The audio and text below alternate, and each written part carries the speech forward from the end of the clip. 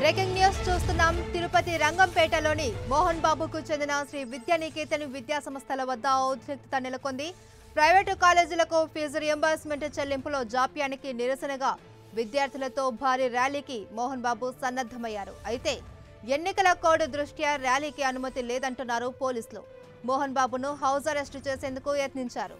దీనికి నిరసనగా ఆయన రోడ్డుపై బైఠాయించారు. మరోవైపు శ్రీ విద్యానికేతన్ వద్ద భారీగా పోలీసు బలగాలను మోహరించారు.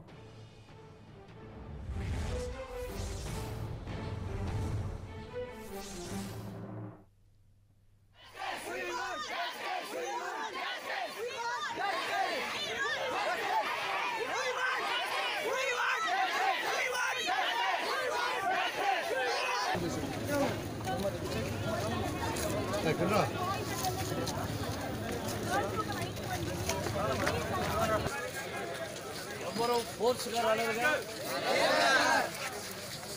హోల్ హార్టెడ్గా.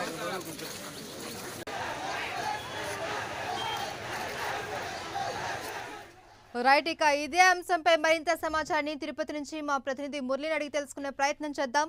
మురళి, చెప్పండి, ఫీజు రియంబర్స్మెంట్ జాప్యంపై మోహన్ బాబు నిరసనకు దిగినట్లు తెలుస్తుంది. విద్యానికేతన్ వద్ద కూడా పరిస్థితి చూస్తుంటే చాలా ఉద్రిక్తంగా కనిపిస్తుంది.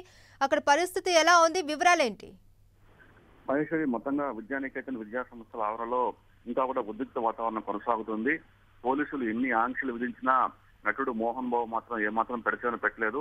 ఒక్కసారిగా అప్పటికే అటు చేరుకున్న విద్యార్థులతో కలిసి ర్యాలీ నిర్వహించేందుకు రోడ్డుపైకి రావడం జరిగింది. అయినప్పటికీ కూడా పోలీసులు ఆయన్ని అడ్డుకునే ప్రయత్నం చేశారు. రాష్ట్ర వ్యాప్తంగా ఎన్నికల కోడ్ అమల్లో ఉన్న దృష్ట్యా ముందస్తు అనుమతులు లేని ఇట్లాంటి ర్యాలీని అనుమతించబోమని చెప్పి పోలీసులు మోహన్ తెగేసి చెప్పారు. ఈ నేపథ్యంలో రోడ్డుపైకి వచ్చిన, అంటే కళాశాల ఆవరణలో రోడ్డుపైకి వచ్చిన మోహన్ బాబు వందలాది మంది విద్యార్థులతో కలిసి అక్కడే బైఠాయించి తన ఆందోళన కొనసాగిస్తూ వస్తున్నారు. ఒక్కసారిగా ఆయన చంద్రబాబు సర్కారు పైన, గడిచిన 5 ఏళ్ల టీడీపీ పాలన పైన తీవ్ర స్థాయిలో వ్యాఖ్యలు చేశారు.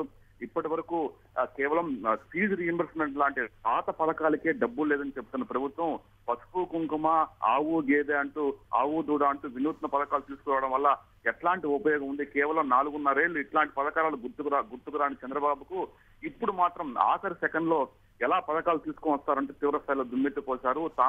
తమకు ఫీజు రీయింబర్స్మెంట్ డబ్బు లేదని చెప్తున్న వ్యక్తి పసుపు కుంకుమకు, అట్లాగే ఆవు దూడ లాంటి పథకాలకు డబ్బులు ఎక్కడి నుంచి తెచ్చిస్తున్నారంటూ కూడా తీవ్ర స్థాయిలో చంద్రబాబు సర్కారు పైన మోహన్ బాబు ఆరోపణలు చేశారు. మొత్తంగా తమ ఆందోళన విరమించే ప్రశ్నే లేదు. ముఖ్యమంత్రికి స్వయంగా తానే అనేక మార్లు ఉత్తరాలు రాశాను. తమ కళాశాలకు 19 కోట్ల రూపాయలు ఫీజు రియంబర్స్మెంట్ బకాయి ఉన్నారు. తమతో పాటు రాష్ట్రంలో ఉన్న అనేక ప్రైవేట్ కళాశాలలకు కూడా ఇదే తరహాలో రాష్ట్ర ప్రభుత్వం బకాయి పడి ఉంది.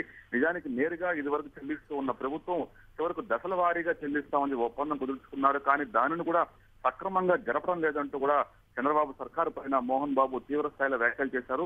మోహన్ బాబు వెంట ఆయన తనయులు ఎవరైతున్నారు, విష్ణు, మనోజ్, ఇద్దరు కూడా ఉన్నారు. అట్లాగే వందలాది మంది విద్యార్థులంతా కూడా అక్కడ గుమిగూడారు. వారంతా వారి నినాదాలతో, ప్రభుత్వ వ్యతిరేక నినాదాలతో ఒక్కసారిగా ఆ ప్రాంతం అంతా హోరెత్తిపోతోంది. నిజానికి ఈవేళ తిరుపతి నగర వీధుల్లో ఇదే తరహా ర్యాలీ నిర్వహించాలని మోహన్ బాబు సంకల్పించారు. మొత్తం దాదాపు 10,000 మంది విద్యానికేతన్ విద్యార్థులతో నగర వీధుల గుండా ఈ ర్యాలీ చేపట్టాలని నిర్ణయించారు.